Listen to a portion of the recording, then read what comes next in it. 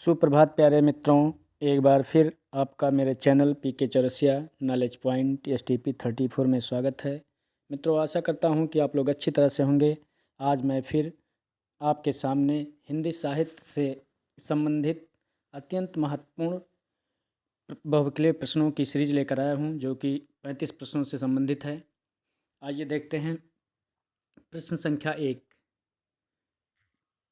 पहला प्रश्न है, राम शब्द का चतुर्थी विभक्त बहुवचन रूप होगा। का रामाभ्या, खा रामाभ्याम, गा रामाणाम और घा रामायण।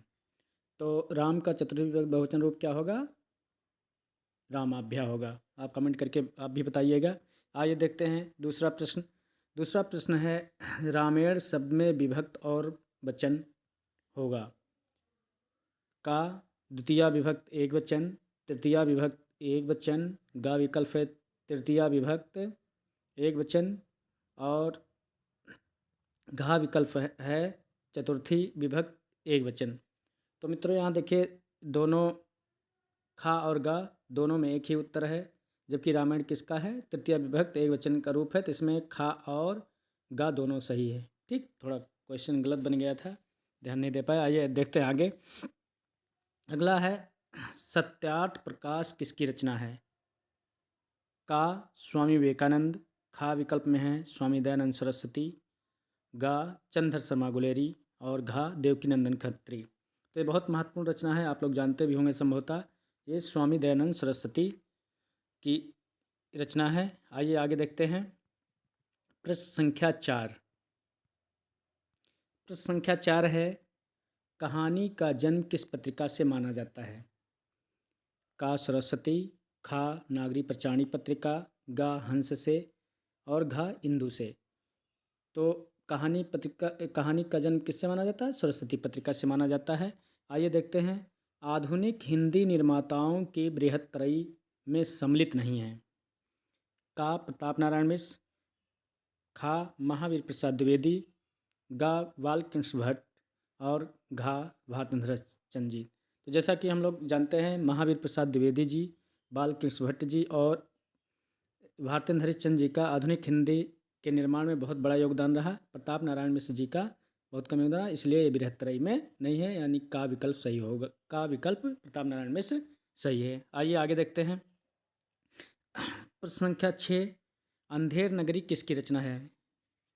यह नाटक है, हो सकता है आप जानते भी हों। का भारतेंद्र हरिश्चंद्र, खा प्रताप नारायण मिश्र, गा जयशंकर प्रसाद और घा राम कुमार वर्मा।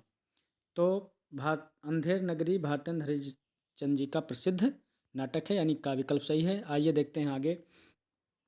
अगला प्रश्न है प्रश्न संख्या 7। प्रश्न संख्या 7, आइए देखते हैं। प्रेम सागर के रचनाकार हैं। प्रेम सागर के रचनाकार हैं सदल मिश्र, ये नहीं है, इनकी रचना रास के तोपाख्यान है। लल्लू लाल, खा विकल्प है लल्लू लाल, गा है इंशाअल्लाह खां की रानी केत की कहानी और सदा सुखलाल, इनकी भी नहीं है सुख सागर। तो इसमें लल्लू लाल की रचना है प्रेम सागर, खा विकल्प सही है। आइए देखते हैं अगला। मानसरोवर किस कहानीकार का कहानी संग्रह है? का प्रेमचंद, खा जयशंकर प्रसाद, गा यशपाल, घा महादेवी वर्मा। तो जो मानसरोवर कहानी संग्रह है किसका है? प्रेमचंद जी का कहानी संग्रह है, जो कि 8 भागों में है। आइए देखते हैं। प्रश्न संख्या 9, एकांकी में कितने अंक होते हैं? एक, का विकल्प 1, खा 2, गा 3 और घा 7। तो देखिए, अगर इसको हम ध्यान से देखें क्वेश्चन को ही, एक अंक मतलब एकांकी, अगर इसको अलग करके देखते हैं तो इसी से स्पष्ट हो जाता है कि एकांकी में कितने अंक होते हैं? 1 अंक होते हैं। तो एक का विकल्प सही है। आइए देखते हैं अगला प्रश्न। प्रश्न संख्या 10 है, बाणभट्ट की आत्मकथा किस विधा की रचना है? ठीक, तो का विकल्प में है नाटक, खा कहानी, गा उपन्यास और घा एकांकी।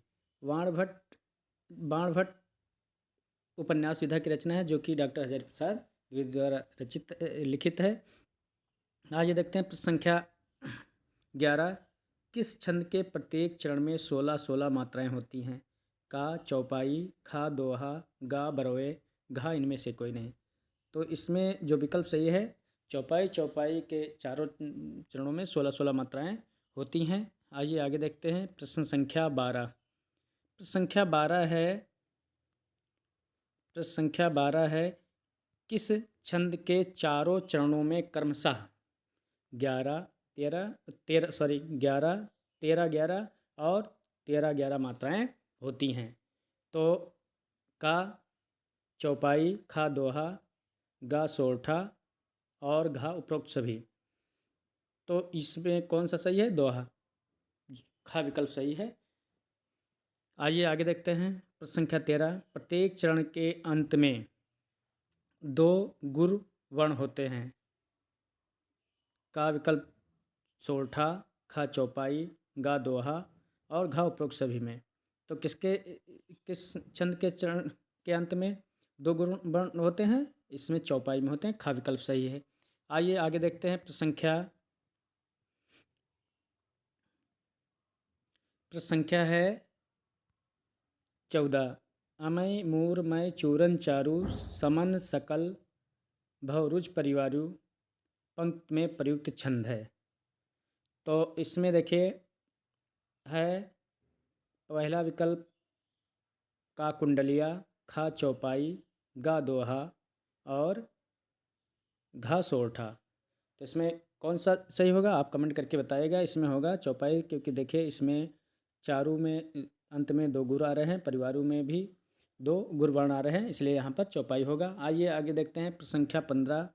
तुलसी भीतर बाहिरो जो चाहस उजियार पंक्ति में कौन सा छंद है? तो इसमें मात्रा लगाना अगर आप जानते होंगे तो तुरंत जान जाएंगे।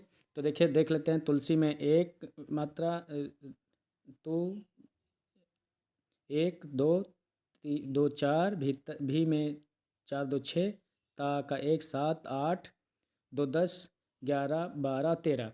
तो पहले वर्ण इसमें 13 और दूसरे में 11, यानी जहाँ 13 11 भी इससे संबंधित क्वेश्चन ऊपर आया था। तो 13 11 जिसमें मात्राएं होती हैं वहाँ पर कौन सा छंद होता है? दोहा। का विकल्प सही है। आइए आगे देखते हैं। अगला प्रश्न है श्रृंगार रस का। श्रृंगार रस यहाँ गलत प्रिंट हो गया है, तो ऐसा होगा, ठीक। श्रृंगार रस का अस्थाई भाव होता है। ये होगा का उत्साह, खा विकल्प में है शोक और गा में है रति, घा में है उपरोक्त सभी। तो श्रृंगार रस का अस्थाई भाव क्या होता है? रति होता है, ठीक है। तो गा विकल्प सही है। आइए प्रश्न संख्या 17 देखते हैं। जहाँ पर नायक नायिका के मिलन का वर्णन होता है वहाँ पर कौन सा रस होता है? का संयोग श्रृंगार, खा वियोग श्रृंगार, गा करुण रस और घा भक्त रस। तो जहाँ पर नायक नायिका के मिलन का वर्णन होता है वहाँ पर कौन सा रस होता है? श्रृंगार रस के 2 भेद हैं, संयोग और वियोग। तो संयोग श्रृंगार रस होता है। आइए आगे देखते हैं। अगला प्रश्न है प्रश्न संख्या 18। लता ओट तब सखिन लखाए, श्यामल गौर किशोर सुहाए पंक्ति में प्रयुक्त रस है। का शांत, खा भक्त, गा वीर और घा श्रृंगार। तो यहाँ पर कौन सा रस है? श्रृंगार रस, ठीक। घा विकल्प सही है। आइए आगे देखते हैं। अगला प्रश्न है प्रश्न संख्या 19। जहाँ पर वीरतापूर्ण एवं कठिन कार्य को करने का वर्णन होता है वहाँ कौन सा रस होता है? का भयानक, खा वीर, गा करुण और घा शांत। तो कौन कठिन कार्य और वीरतापूर्ण कार्य करने का जहाँ वर्णन होता है वहाँ वीर रस होता है। आइए देखते हैं प्रश्न संख्या 20। किस रस का स्थायी भाव रति होता है? देखिए इससे संबंधित ऊपर प्रश्न था, से बदल गया है थोड़ा सा। का वीर, खा शांत, गा श्रृंगार और घा करुण। तो किसका स्थायी भाव रत होता है? श्रृंगार रस का, ठीक। इसको आप समझ लीजिएगा, एक बार गलत प्रिंट हो गया था। आइए देखते हैं आगे। प्रश्न संख्या 21। वीर रस का अस्थायी भाव क्या होता है? शोक, खा भय, गा निर्वेद और घा उत्साह। तो वीर रस का अस्थायी भाव क्या होता है? उत्साह होता है, यानी घा विकल्प सही है। आइए प्रश्न संख्या 22 देखते हैं। नदी का पर्यायवाची है। का तटनी, खा तरणी, गा तरी और घा कांता। तो देखिए तटनी नदी का पर्यायवाची है, तरणी नाव का है, तरी भी नाव का है, कांता स्त्री का पर्यायवाची है। तो इसमें कौन सा विकल्प सही होगा? ये है का विकल्प सही है इसमें। आइए देखते हैं तथेत। तथेत में कौन सी संधि है?